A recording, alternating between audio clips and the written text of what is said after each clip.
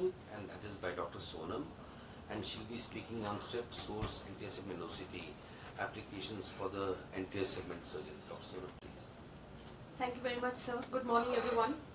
So, at the outset, I would like to thank Professor Amit Gupta, sir, for giving me this opportunity. So, in the next 10 minutes, I'll be discussing SWIP source ASOCT applications for anterior segment surgeon. So, this slide, Dr. Chintan has already mentioned about different types of OCT. So, mainly we have three technologies which are available commercially adopted for anterior segment imaging. First is the time domain OCT. Then comes the spectral domain OCT and the SWIP source OCT, which I'll be discussing in detail. Here we can see that the spectral domain OCT has the shortest wavelength that gives us the maximum resolution compared to that of a SWIP source as well as the time domain OCT. And moving forward, the CASIA SSO SWIP source OCT is designed specially to examine the anterior segment, and it achieves a high resolution of images. At the same time, it has a very high scanning speed of up to 30,000 scans per second. So we can get 360-degree view and a wide field view of the anterior segment in less than 2.5 seconds. So this utility is extremely important. I'll be coming to that in the upcoming slides. So once we get the overview of the CASIA ASOCT, we can get a lot of information about the anterior chamber parameters, including starting from the corneal thickness to the anterior chamber width, anterior chamber depth, iris curvature, thickness, and all. We get a lot of information about this, and then one can study the angle details, angles in a lot of detail. And another important factor is the lens parameter in the form of lens vault. So from the sclerospal to sclerospal distance and the line bisecting the center of the cornea, we can get the lens vault. It is extremely important in planning ICL surgery. Other quantitative parameters, which is more important for our glaucoma colleagues, is angle opening distance, the TSI index, and angle recess area, and trabecular iris angles. So what's in store for an anterior segment person, more so for a cornea person? So we know that utility of high resolution ASOCT is important in ocular surface tumors, and this high resolution OCT mainly is meant on the spectral domain OCT. But even in our SWIP source OCT, we can get good resolution images. Like in this case, we can see this hyper reflective echo on the OCT. We can visualize that there is increase in the epithelial thickness, and then also increase in the hyperreflectivity. Here we can even delineate the base of the lesion and say that the sclera is relatively uninvolved. And on doing a histopathology, we could find keratin pearls, increased mitotic activity, suggestive of OSSN, but we are not lucky every time. Sometimes we get a pigmentary lesion like this one. Here the OCT cannot give us, and it cannot delineate the deeper structures at all because of the pigmentation, and the ray cannot penetrate further. So there is no information on the angle or the scleral involvement. So in such situations, we have our UBM, which gives us a detailed analysis, but this OCT is giving us little bit information. Here we can see that in case of a conjunctival nevus, you'll see this typical cystic spaces, which is not present in this particular case. So on doing a histopathology, this turned out to be a case of conjunctival melanoma. So in this particular case, again, not only can it visualize the clear cornea, the angle structures, like I mentioned, can be nicely visualized. In this particular case, it was an interesting case of a young girl who presented with bilateral spontaneously filtering bleps here, and we can see there's presence of a scleral thinning, and there was direct communication between the angle as well as the conjunctiva, leading to these clefts. So we ruled out Rebozo syndrome, and this turned out to be myopia-induced thinning of the sclera, but ASOCT could capture the fistulae beautifully. In this scenario, again, a known 55-year-old lady who was a known case of multiple myeloma presented with bilateral boggy granular swelling on the conjunctiva. On doing an ASOCT, we could see there was presence of this faint hyperreflective echoes, linear as well as wavy deposits, along with some nodular hyperreflective echoes, hyperreflective lesions. And again, on doing a conjunctival biopsy, there was presence of a congophilic apple green birefringence suggestive of conjunctival amyloidosis, and these findings are very typical on OCT itself. This is another case of a young girl who came to us with decreased vision since childhood, and she also had like slender, she was very lean and had arachnodactyly, joint laxity, other systemic features as well. And here we can see this presence of a corneal opacity, adrenal leukoma in the left eye, and the right eye also shows some faint opacity suggestive of an old hydrops-like scar. And doing an ASOCT, we can see that we can get the wide field view of the angle structures, and we can see this in a diffuse thinning of the cornea, limbus to limbus, and a very deep anterior chamber.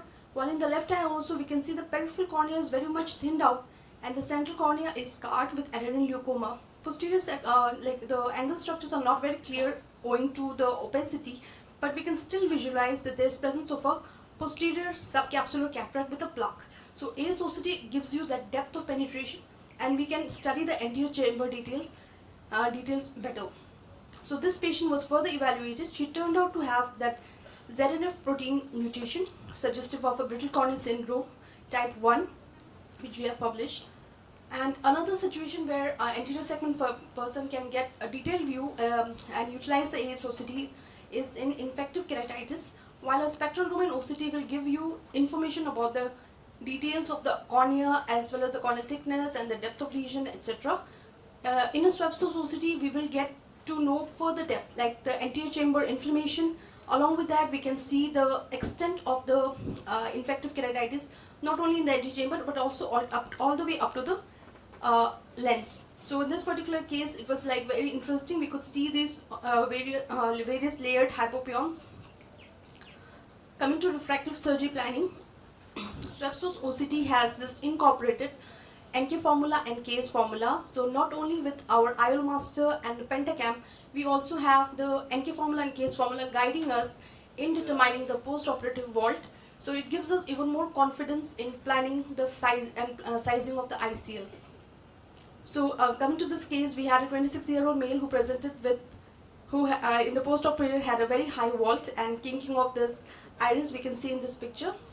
Here we utilized the intraoperative OCT to tackle this high vault. What we did is like we rotated this ICL in the vertical configuration. As we know that the vault the sulcus is vertically oval, so after rotating this non-toric ICL in the vertical configuration, we could dynamically see in real time that the vault has come down, and we could tackle the situation better. So the vault height was it had come down to 650 microns in the post-op period. Another situation that one may encounter is the interface fluid syndrome in the post-operative surgery again.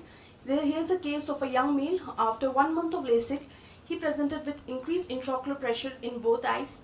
Along with that, there was presence of a subflap fluid interface. Again, spectralis would give us even better resolution, but the swept source OCT also gives us enough information about this subflap deposits. And after stopping the steroids, the patient improved and the fluid disappeared. Again, swept source OCT has a lot of utility in cataract surgery. We already know about the various beautiful images that the cataract, posterior polar as well as in white cataract. But here I want to show the utility in pediatric cases.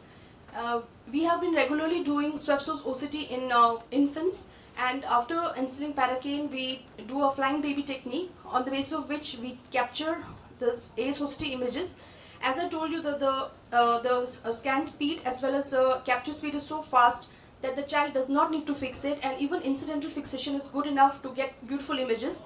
And this is one of our departmental publication by Dr. Sabreen. Here we have done ASOCT spectral domain swept source OCT in children with pediatric cataract, congenital cataracts, and different patterns could be visualized. So in the preoperative period itself, one can be sure about the status of the posterior capsule, and our preparation gets better.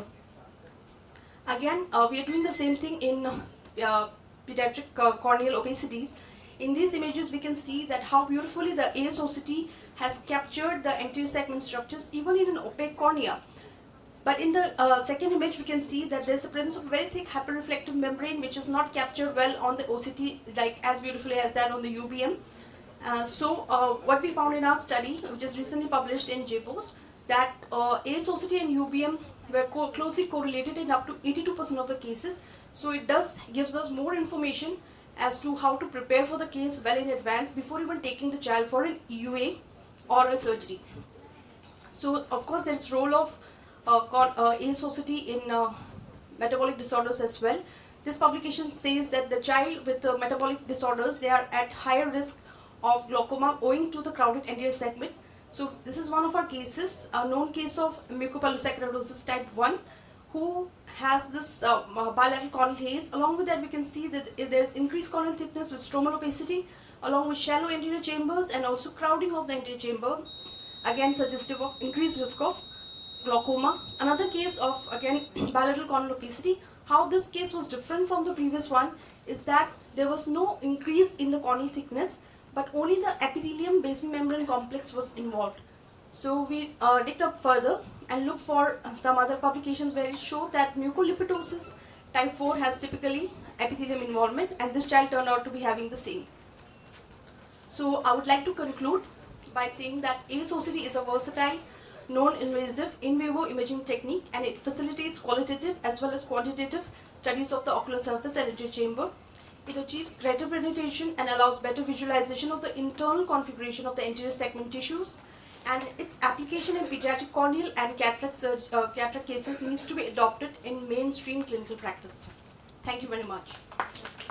Well, thank you, Dr. Sonam, for such an excellent talk. And with this, we come to the end of this instruction course. I hope all the attendees got to know something new for their practice and how to implement other technologies to the practice.